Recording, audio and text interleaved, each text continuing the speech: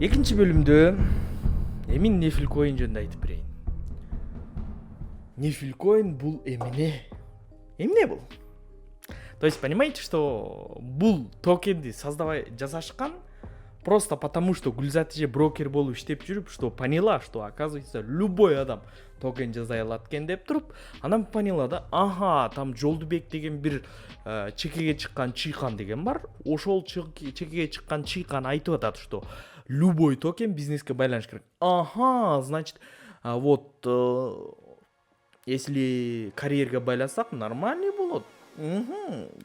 Конечно, мен биринчисинде укканда, карьердин токени деп укканда, чынында эле мен мындай, кандай десем, мен мындай восторг болгон да, мындай вау, неужели Кыргызстанда биринчи жолу нормально адекватный проект чыкты, неужели дегем да, но оказалось, это все просто обманом. Ну, давайте лишний вывод кылбай, дальше кетебиз. Биринчи, эми сайтын көрөлү. Сайтын бул жерден просто сайты көрүнүп атат, что сиздер экрандан эле көрсөңүздөр болот. То мен орусчага отуруп койгом, ошон үчүн мындай бирке шрифттер туура эмес иштеп, биринин үстүнө бири чыгып калган да.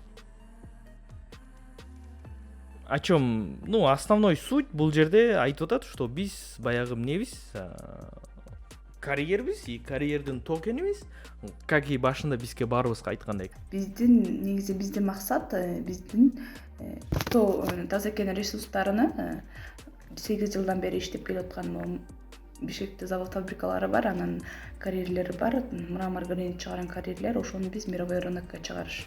Бизде негизи биз аябай эле Кытай, Россия, СНГ мамлекеттерден, Казакстан, СНГ мамлекеттеринен аябай эле бизге талап күчтүү болуп атат. Биз бирок алардын талаптарына толук аткарып бере албай атабыз. Анткени бизде техника жетишсиз болуп аткандыктан биз аларды толук аткарып бере албай атабыз.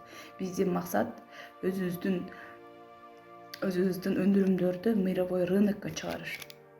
Ошон үчүн биз бул Нефилкоин өзүнүн токенин иштеп чыктык. Ушул эле жерде бир вопросту бере кетсек болот да. Мисалы, простой да. Сен клиентиң өлгүдөй көп. Өлгүдөй сенин клиентиң көп. И ошол эле мезгилде сенин продуктуң да качественный, да, разговор нет, таш есть, карьер есть, ну и сен ошол кезде эле акча деле көп дейм, конечно, клиент көп болгондон кийин акча там момундай акчалар крутится, там нереальные акчаларчы. У тебя нет денег, чтобы купить оборудование, что ли? Вот биринчи вопрос, да, ушуну запомните. То есть, потому что булар айтып атпайбы, биз деген завод салышыбыз керек, заводко акча керек, салганга. Вот силердин акчаны алып биз завод салабыз деп атат. Но заводко потом вернемся, ал кантип иштейт, кантип иштеп атат бүгүнкү күнчө, аны потом вернемся. Я сейчас по поводу токена. Вот просто первый вопрос да, эң биринчи эле вопрос, что сен ушунча бизнес, килтеген бизнести кылып атып, сенде акча жокпу ушу бир оборудование алганга, сен элдин акчасын алып атасыңбы да? Ну, ладно, давайте едем дальше. Потом кетип баратсаң эле баягы токен жөнүндө айтып атат, токендин вообще историясын айтып атат, кантип там баа өсөрүн да көргөзүп берип атат, чтобы да элдер эме кылсын деп. Еще бул жерге почему-то токендердин, биткоиндердин монеталарын коюп коюптур, вообще дорожный карта. Анан дорожный карталардын арасында келатсак, могу жерде эң кызыктуу бир нерсе пайда болуп атат да. Запомните, азыр ушул жерде мен айтып берейин башынан кайра. Бул токен, карьердин токени. Основной максат эмне деп айтып атат бизге башында? Биз, вот токенбиз, сен токенибизди ал, 50 миллион штук чыгарып койдук, 50 миллионду алсаңар, бизге примерно азыркы күндө 100 миллион доллар керек, 50 миллионду 2 доллардан алсаңар, биз ошол акчага оборудование алып, завод курабыз деп атат. Но почему-то мен дорожный картадан келатып, могу жерден көрүп атам да. Февраль 2022 года личный тестирование блокчейн дейт. Что? Личный блокчейн? Не? То есть, как? Причем тут блокчейн? Причем тут блокчейн? Кантип бул блокчейн кылып калды? Ну, аны, конечно, азыр биз сурайбыз. Но давайте едем дальше. То есть, дорожный картада башында турат. Январда разработка личный собственный блокчейн деп атат. В смысле собственный блокчейн? Причем тут собственный блокчейн? Зачем он нужен? эмне кереги бар силерге блокчейнден? Силерге эмне кереги бар? Зачем он нужен? Для чего он нужен? Андан кийин февральда 22-жылы тестирование блокчейн. Туугандар, ушул жерден Нефилкоиндун колдонуучуларга суроо берейин. Бүгүн 5 август 2022 жыл. То есть, стоп. То есть, февраль 2022 жылы Нефилкоиндун собственный блокчейни чыгыш керек эле. Ну ладно, хорошо, там тияк-бияк, апрелде чыгыш керек эле. Эми любой держательдерге суроо берем. Силер августтун 5-inde бүгүн Нефилкоиндун блокчейнин көрдүңөр беле? Колдонуп көрдүңөрбү? Комментарий жазып койгула да. Колдондуңар беле ошону комментарий жазып койгула. Вы же секретная фирма, и поэтому комментарий жазып койгула. Анан кийин келгиле. Эми ушул жерден баштап биз Гүлзатча менен сүйлөшөбүз. Ушул жерден баштап биз Гүлзатча менен сүйлөшүп, Гүлзатчанын оюн угабыз. Мен эми мындай суроо бердим да. Буга чейин мен суроо бергем. Карьер жөнүндө толук айтып бериңизчи десем, карьер боюнча мен иним карьерди карайт, мен токенди карайм деген да. Ладно. Карьерге потом келебиз. Азыр аягында карьер келебиз. Азыр токен жөнүндө сүйлөшөлү. Биринчи суроо, сайтта сиздер блокчейн деп жазып коюпсуздар, что биз жаңы эле окудук, Январда разработка башталат, февралда бүтөт, тестирование болот. Вот, ладно, мартта макул бирткеге чыгып калгыла, апрелде чыгыш керек да, предположение да. Ладно, февральда даяр болот деп жазып коюпсуз. Ошол неден улам деп сурадым. Ооба. Украинада разработчиктерге жасатканда ошондой решение болгондо, ошондо мага айтышкан. Гүлзат, азыр дүйнө жүзү мисалы үчүн бир гана обеспечение активке байлабай, өзүнүн второй, давай тебе сделаем второй персональный блокчейн. Ошондо токенди алаткан адам баягы азыр бардык экосистема деп өтүп атпайбы? Кадимки майнинг токтоп и через мастерноды майнинг делать. Анан хорошо дедим. Первоначально у меня эме алган жокмун да. Это как деп. Анан окуп аябай түшүнсөм, оказывается, да. Здесь он работает как он. Баягы транзакциялар канча блоктор бүткөндөн кийин анан иштеп баштайт да. Сперва ошончо транзакция болуп иштеш керек. И оказывается, мен окусам, бардык токендердин баары эле биринчи токен болуп жаралат экен дагы, потом имеет они второй персональный блокчейн. Ошондой болгон, чтобы люди зарабатывали ошол токен кайра өзүнүн монетасын туйт да. Ошондо бул нефиле токен болсо, өзүнүн второй персональный блокчейн транзакциялардан көп транзакция болгондон кийин, ошол через канча бир тысяч блоктон кийин начинает эти монеты рождаться. Это будет настоящей криптовалютой. Ошол элдерге ошол монета түштүрөт да. И ал монетаны дагы, ошол дорожный карта боюнча ал монетаны дагы биржага чыгармакпыз дагы. Элдер ошол монетаны да сатып акча тапмак. А нефили болсо, как производствонун токени катары кетет да. Кетмек да. Эми ошондой да негизги неме боюнча. Анткени ошол эмени таштарды дүйнөгө чыгарганда ошол крипто эмеге токенге сатмакпыз. Это, как видишь, жазылып турат. Это он будет служить расчетная единица внутри проекта. И плюс ал проекты мен NFT-син чыгарып, NFT ресурсы в виде NFT. И плюс своя метавселенная, своя экосистема. Да что ты, черт побери, такое несешь? Токен не является акцией, ценной бумагой. Стоп. Токен не является акцией. А хотя мага башында айтышты эле Жолдубек, бул проектке байланган токен болот. То есть, ладно. Давайте продолжим. Он служит расчетной единицей внутри проекта.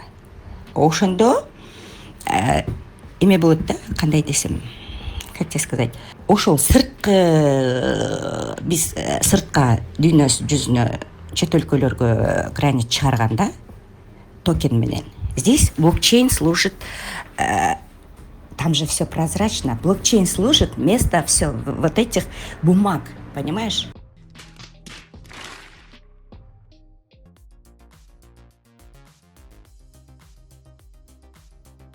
давайте комментарий бербейле, дальше кете берели да. Андан кийин мен сурадым. Канча акча сурашты эле ошол общий, я заинтересовался да, вот тиги украинецтер айткан турбайбы, биз силерге блокчейн жасап беребиз депчи, ошо блокчейнди акчага канча акча сурашты дедим. Андан кийин метавселенный эмне кызмат аткарат? То есть силер карьерисиңер да. Причем тут метавселенный? Вот зачем он нужен деп сурап атам да. Конечно, ал жерде вежливо сүйлөштүк да. Метавселенный эмне кызмат аткарат? Ал блокчейн жасалдыбы? То есть канча акча короттуңар эле блокчейнге, и ошол блокчейн даярбы деп сурап бердим. И ошол эле мезгилде метавселенный, причем тут метавселенный? Зачем он нужен? Эмне кызмат аткарат? Конкретный нефилкоиндо деп сурадым. Давайте угабыз дальше.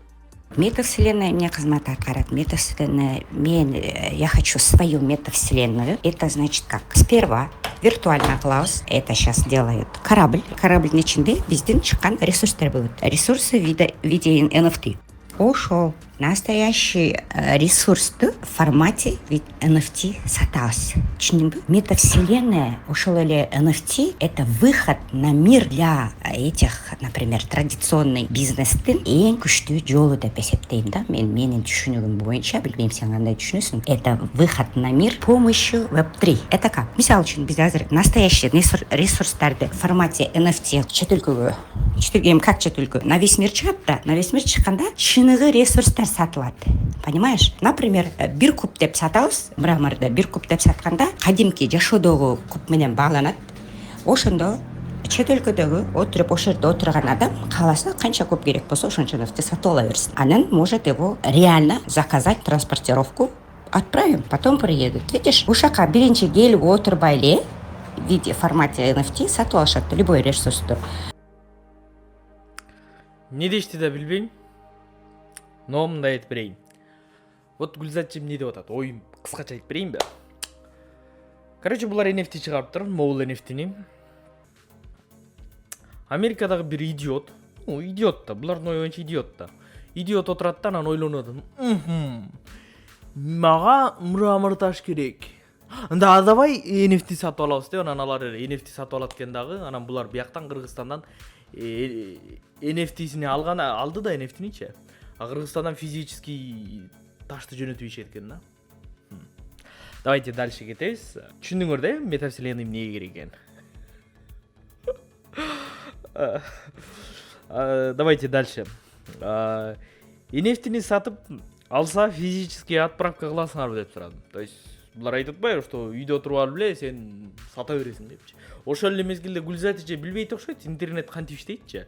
Америкада отурган, то есть, Америка эмес, ладно, Россияда отурган киши деле үйүндө отуруп деле Telegram аркылуу Гүлзатчы менен сүйлөшүп эле, Telegram аркылуу эле сүйлөшүп эле, үйүндө отуруп эле ташты сатып алса болот. NFT албай эле, прямой эле. Эми дальше башка суроолорун да беребиз азыр да, чыдап тургула. Азыркы суроом мындай болду. NFT-ни сатып алса, физический таш жөнөтөсүңөрбү деп сурадым. Ооба, ошол биз мен айтып аткан чоң проект, который NFT ошол бир куб менен чыгат, ошол эмелер ресурсы NFT. И ошол NFT-лер сатып алганда ошондой кылып чыгарабыз, что люди могут приобрести, сидя дома, настоящие ресурсы. Мисалы, таможенный вопросту кантесиңер, кантип чечесиңер? Если таш NFT-ге сатылган болсо. Таш NFT-ге сатылып атса, бизде уже айтып койгонбуз, скоро ошол цифровой эме боюнча ошол бизде токенизация производства деген лицензия алабыз, Кудай буйрса. Как они там все пропишут, сейчас пишут законы, ошол баардыгын канча налог, не төлөйт ошону даярдап атышыптыр да, жакында болот деди. Кудай буйрса ошого лицензия алабыз атайын. Биринчи токенизация производства деген ошол лицензияны алгандан кийин ошол цифровойдагы атайын өкмөт ошол блокчейнде да канча өтсө ошого налогдон чечип атышат экен, ошол кандай. И ошону производство уже токенизация производства деген лицензия өзүнчө алабыз. И канча налог койсо ошол цифровом виде төлөнөт мамлекетке. Ошону азыр чечип атышат экен. да, уже сүйлөшүлгөн. Ал эми тиги алган адам, ну типа Европадагы клиент өзүнүн өлкөсүнө барганда NFTге сатып алса, кантип НДС төлөйт? Если ал өлкөдө там смарт-контракт уруксат берилбеген болсо.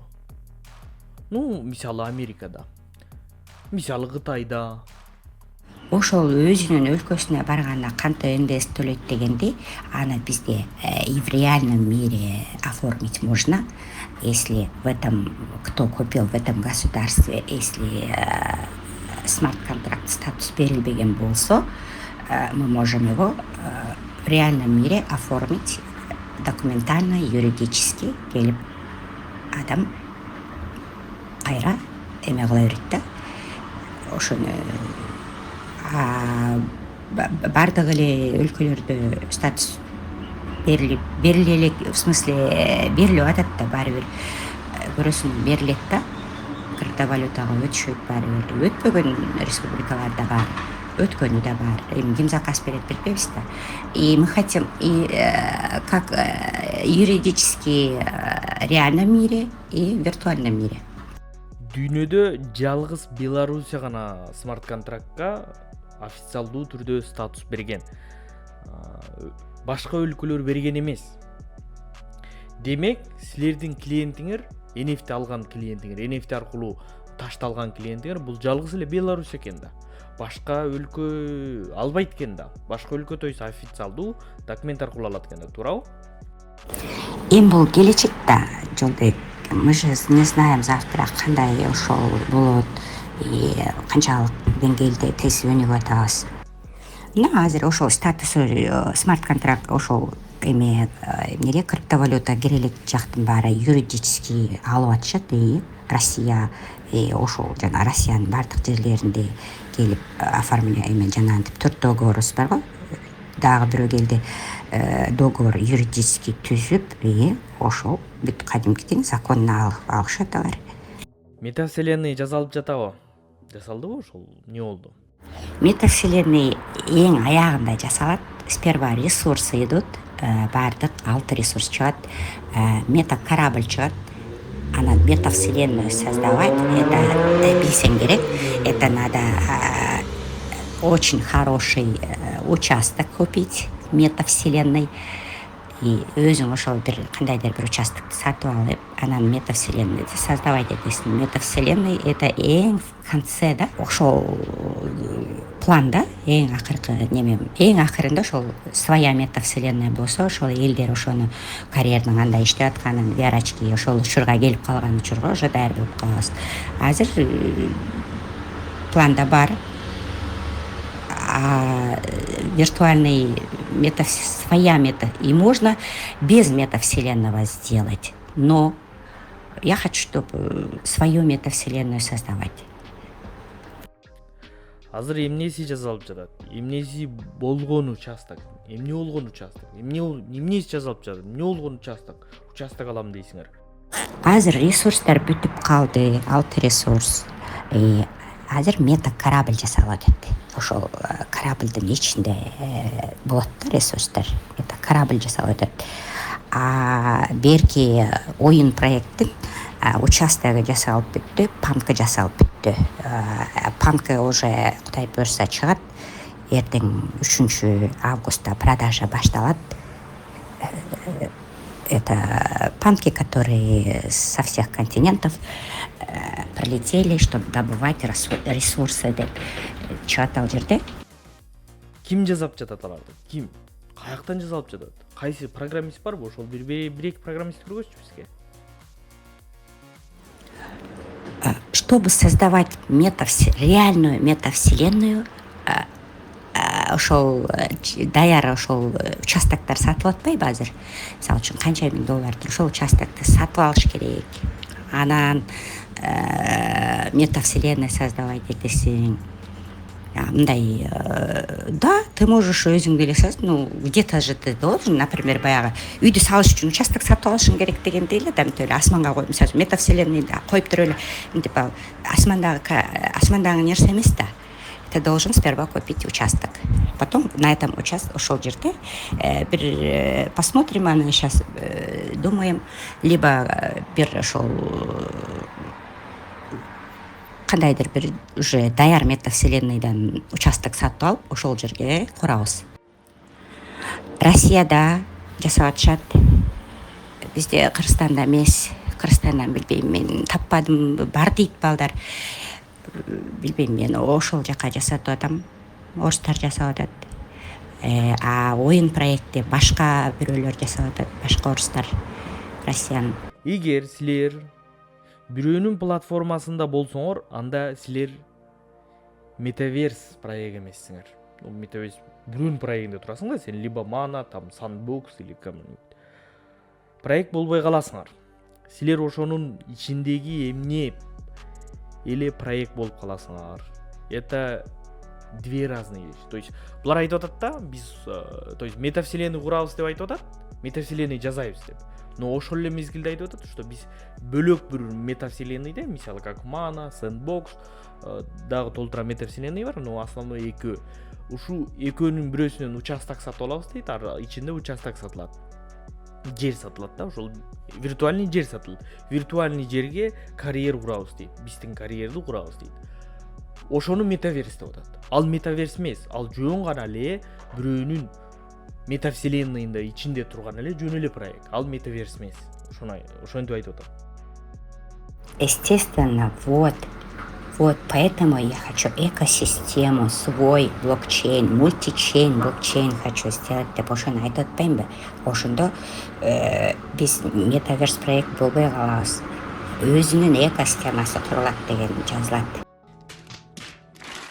Сиз айтып жаткан өзүнүн блокчейни, өзүнүн метавселенныйы качан жазылат? По срокам убакыт боюнча эми канча болуп калат да? По срокам, я думаю, жаңы жылга чыгат деп өзүмчө ойлонуп атам.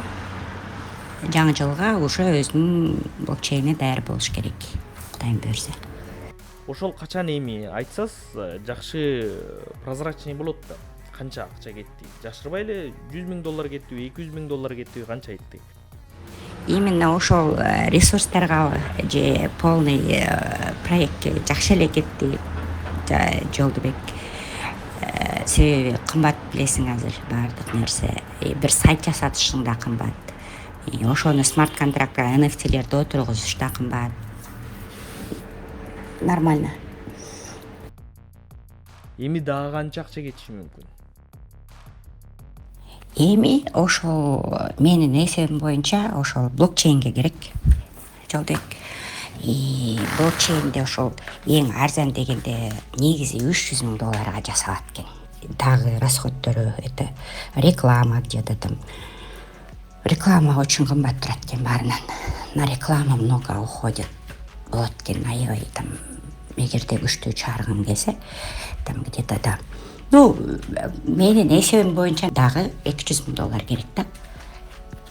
Мындай болуп атат да, туугандар. Бул жерден ар бир сөзүн четинен айтып отурса өтө көп нерсе болуп кеткен да. Анан негизгиси мындай айтып берейин. Негизгиси мындай болуп атат да, ситуация мындай болуп атат. Бул жерде бир сөз менен айтканда Нефилкоин чыгып атат. Нефилкоин чыгып, Нефилкоин жазалып атат. Анан Нефилкоин изначально айтып атат, что Нефилкоин бул деген өзүнүн основной проектиси ошол бул таш, бизнес таш. И ошол жака инвестиция кылгыңыз келсе, биздин токенди ал, сенин токениңе биз оборудование салабыз, оборудование өстүрөбүз. Ошол эле мезгилде Моуга окшогон кыздар, мына Моурикенде болгон кыздар чыгып алып айтып атат, что сен бүгүн алсаң, бир айдан өсүп кетсе, баарын кайра артка алып алабыз деп атат. То есть бул жерден логический жагын эң биринчи минусун айта кетейин. Булар айтып атпайбы? Бүгүн мисалы 50 центтен алсаң, эртең күнү $1 же $1,5 болуп кетсе, бир айдан кийин, да, бир айдан кийин болот деп атат. И биз баарын кайра артка алып, обналичка кылып беребиз деп атат. Мен эми түшүндүрүп берейин. Бул жерде көп деле акылдын кереги жок. Көп деле акылдын, көп деле умный болуштун деле кереги жок да. $50 көп алышкан жок деп коелу. 1000 аял киши алды деп коелу. 1000 киши алды. Аял киши. Потому что булар аял кишини убеждейт, деп ошон үчүн аял кишиден алышат. 1000 аял алды эле $50. эти канча? Общий $50.000. Силер $50.000 өзүңөрдүн айтууңар боюнча барып оборудование алып койдуңар. Бир оборудованиянын окупаемостиси 1 жылдан ашып кетет негизи. Любой оборудование 1 жылда гана өзүнүн акчасын актап чыгат да. То есть это означает, что $50.000 1 жылдан кийин келет да. Бирок эртең күнү случайно биржада же болбосо кайсы бир брокерлердин же болбосо башында турган адамдардын айынан бир токениңер, ну, скажем, $1,5 болуп калды. $1.50 болуп калды. Эми вот смотрите, ошол 1000 аял силерге келет 1 айдан кийин. Бизге акчабызды кайтарып бер, ар бирибизге $150 бер деп. Ошондо силер $150.000 каяктан таап бересиңер? Мына эң биринчи минус ушул да. А чтобы силер ошол $150.000 элден таап бериш үчүн жаңы вкладчиктерге токен сатышыңар керек. $1,5. И уже это пирамида да. Бул жагы уже пирамида. Эми андан кийин силер ташка байланган токен деп айтып чыгып атасыңар дагы эле, ошол эле мезгилде сайтыңарда жазып атасыңар. Өзүбүздүн блокчейнибизди жасайбыз деп жазып атасыңар.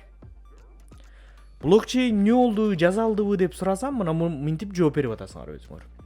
Блокчейн боюнча ал мастернода деп ошол второй персональный блокчейн деп мен ага эмнегедир неме кылбай элемин, анткени билбейм, баягы ар кимибиздин өзүнүн оюбуз ар кандай да.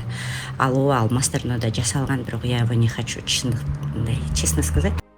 Андан кийин ошол эле мезгилде силер не только блокчейн эмес, метавселенный и NFT жөнүндө айтып атасыңар. NFT'нин эмне кереги бар, зачем он нужен десем, анда мынтип жооп берип атасыңар. Настоящий ресурсту в формате NFT сатабыз. Түшүндүңбү? Метавселенная, ошол эле NFT — это выход на мир для этих, например, традиционный бизнестин эң күчтүү жолу деп эсептейм да. То есть, смотрите, өзүңөр айтып атасыңар, что адамдар биздин ташты алыш үчүн ошол NFT'ни сатып алат, анан биз ошого таш жөнөтөбүз деп атасыңар. Эми ушул жерден логический, обычный, простой вопрос. Налоговыйды кантесиңер? Таможенныйдан кантесиңер? Кантип ошол товарды растаможка кыласыңар? Ну, типа, экспорт кылганда силер документ керек да ал жерге. Экспортты кантип кыласыңар? Бул биринчиси. Экинчиси, тиги Россияга алып келсе деле, Россияга алып келгенде ал көргөзүш керек да, чтобы ал жерде хотя бы расчетный счет болуш керек, счет фактура деген болуш керек. Аны юрлицо алып келип атат, аны частный лицо алып келген жок. Ал кантип границадан өткөрөт, импорт кылат? Кантип? Если NFT-ге сатылып алган болсо.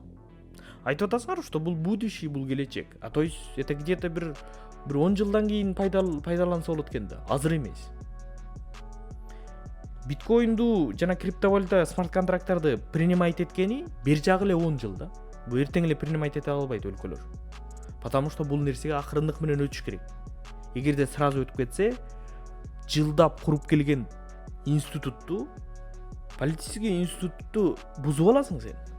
То есть курган жанагы болгон политикадагы болгон системаны бузуп аласың. Ага любой жерге жаңы нерсени киргизген, жаңы проект, жаңы идеяны, жаңы технологияны киргизген акырындык менен жылат. Биздин Кыргызстанда эле канча жылдан бери эле цифровизация, санариптештирүү деген болуп атат. Мен кичинекей кезимде эле санариптештирүү деген башталган. 15 жашымда эле башталган санариптештирүү деген. 10 жыл болду уже. Ошондо эле радиодон айтып башташкан, вот санариптештирүү жакында башталат, вот депчи. И бүгүнкүгө чейин аянат чыгыш элек. Демек, силердин чыгарган NFT деле кереги жок болуп атпайбы? По сути, силер элементарный нерседен өтө албай атасыңар да, закондон өтө албай атасыңар. А мисалы эртең күнү Нацбанк, биздин банк билчү болсо, что силер тайком налоговыйдан качып, ошол эле налоговыйдагы Нацбанктагы экөө тең билчү болсо, тайком налоговыйдан качып, силер крупный, тем более Кыргызстандын ресурсун чет жака кандайдыр бир NFT менен без регистрации, без ничего сатып атканыңарды билчү болсо, өзүңөр билесиңер да. Жакшы сөз айтайын дегем, дальше. Андан кийин силер айтып атасыңар, метавселенный болот деп. Метавселенныйдын эмне кереги бар? Зачем он нужен десем, потому что чтобы биз эмени ташты раскрутка кылабыз дейт. Гүлзат эже жана Нефилкоиндин башчылары, Нефилкоиндин колдонуучулары баардыгыңарга айтып коеюн да, простой нерсени айтып берейин. Баарыңарга простой бир нерсени айтып берейин. Эгерде Гүлзат эжеңер акылына келип, шизофрения болбой, оюнда там воздушный замоктарды курбай, ошол өзү айтып аткан $300,000 элементарный Google AdSense деген бар. Google реклама. Google рекламага таш жөндө 1 сааттык видеоролик тартып, полный обзор менен. Бир российский журналист алып барып, Америкадан бир журналистти чакырып келип атайы. $300,000 полностью.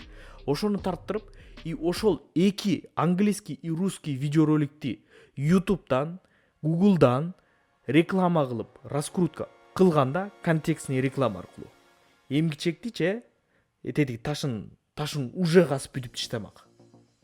Карьер уже жок калмак, потому что ушунча заказ келип түшмөк. Элестеткиле $300,000 кандай реклама кылса болот? Элементарно. Если клиентти санай келсең, я не знаю, булардын конверсиясы кандай, клиентти санай келсең, бир жөн эле сайтын кликайт эткен бир эле нерсе 0 канча бир цент турат. $1,000 бер жагы эле бир 100,000 клик кылып койсо болот да, 100,000 киши бир күндө посещение кылгыдай болсо болот. $1,000 эле.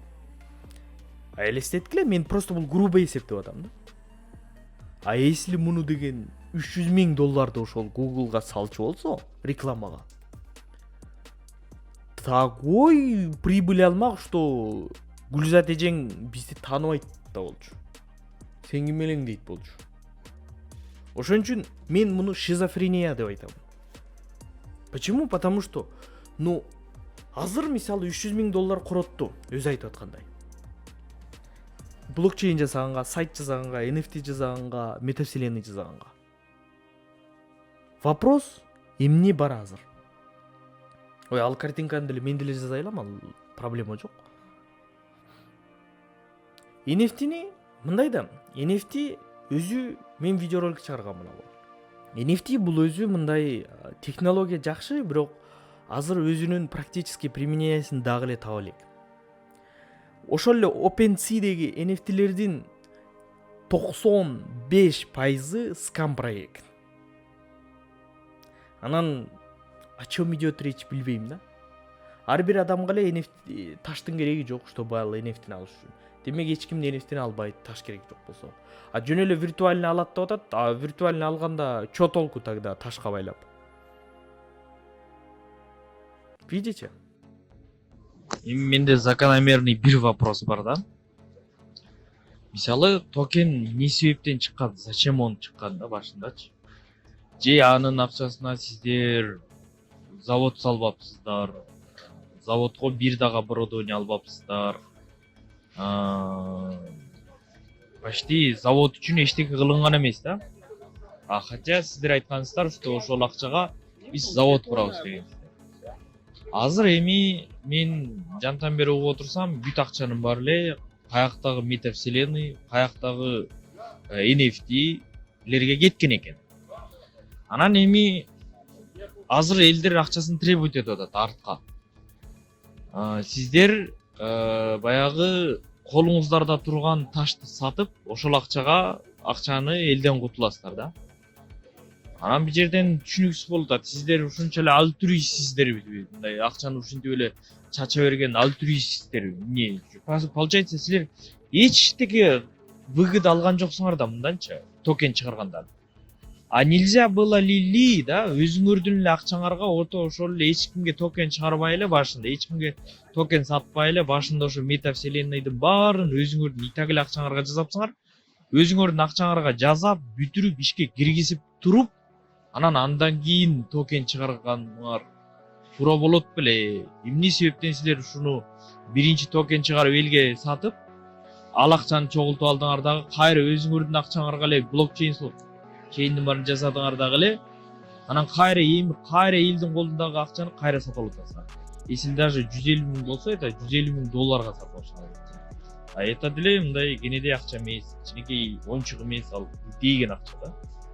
Анан вопрос да ушунча эле сиздер благородный альтруистсиздерби же неден улам ушундай ситуация болду? ооба туура айтасың Жолдобек. Мисалы үчүн адам баласы ошону баягы кийин ойлонуп каласың да. Сен айтмакчычы, да, можно было. Ты в этом прав.